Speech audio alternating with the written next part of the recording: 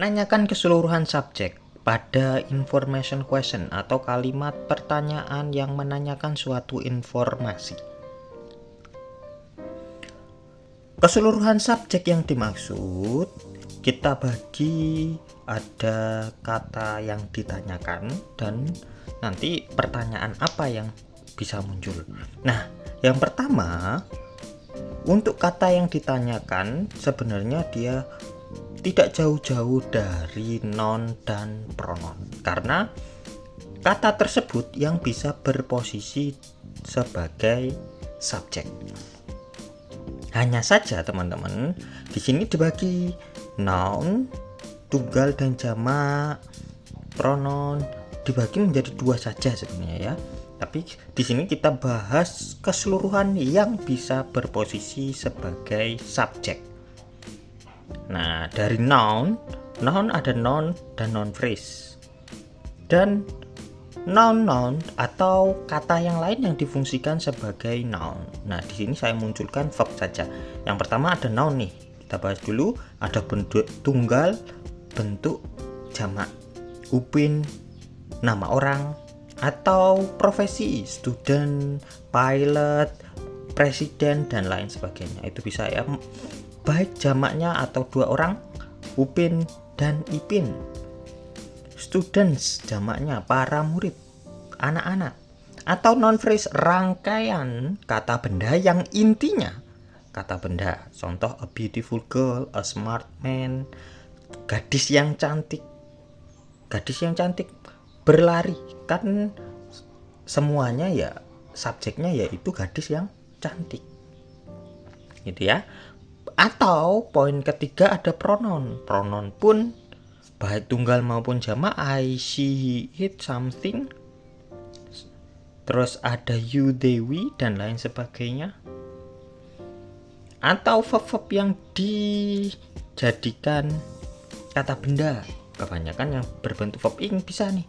Swimming, berenang, atau yang berbentuk to infinitive, to eat, to swim, to study sebenarnya bisa dijadikan benda. Atau benda-benda yang lain yang dari kata kerja, contoh yang berbentuk profesi, driver, atau yang berbentuk abstrak noun, invitation dan lain sebagainya. Atau yang dari adjektif juga bisa teman-teman.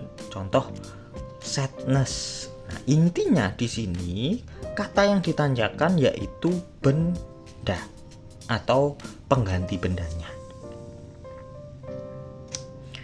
Sedangkan rumusan atau kata tanyanya sendiri untuk membentuk WH question pada kalimat pertama dan kedua cukup dengan mengubah indefinite pronoun tersebut dengan who atau what. Dan verbnya yang mengikuti selalu verb untuk subjek tunggal atau verbnya selalu singular. Nah, polanya statement teman-teman. Pola ya, secara pola karena apa? Subjek, verb, objek. Jadi nggak ada pola balik atau inversi, nggak ada. Nah, kita pakai pola statement. Subjeknya sekaligus yang ditanyakan yaitu who dan what. Terus diikuti verb. Kalau ada verb auxiliary munculkan. Kalau ada adverb ya nggak apa-apa di sana. Objek dan adverb intinya runtut. Subjek, predikat, objek, keterangan kalau dalam bahasa Indonesia. Hanya saja di sini karena ditanyakan subjeknya berarti diganti dengan who atau what. Kapan kita pakai who untuk orang? Kalau what selain orang. Jadi yang tadi di benda-benda yang profesi yang intinya manusia. Nah, itu pakai who untuk menanyakan baik tunggal maupun jamak. Kalau what untuk selain manusia, baik tunggal maupun jamak, atau yang dari kata kerja, yang dari kata yang lain itu pakai what. Contoh, Avril called my boss 5 minutes ago. Avril menelpon bos saya 5 menit yang lalu. Nah, yang mau kita tanyakan yaitu si Avrilnya. Kita ganti dengan siapa. Siapa menelpon bos saya 5 menit yang lalu? Siapa yang menelpon bos saya 5 menit yang lalu? Langsung saja Aprilnya diganti dengan who. Who called my boss 5 minutes ago? Ditutup dengan tanda tanya. Contoh lainnya. Something inspires her to visit Rome. Sesuatu menginspirasinya untuk mengunjungi Roma. Sesuatu kan bukan orang, makanya kita ganti dengan what inspires her to visit Rome. Apa yang menginspirasinya mengunjungi Roma? Jawabannya something. Jawabannya yang pertama tadi who, ya Avril.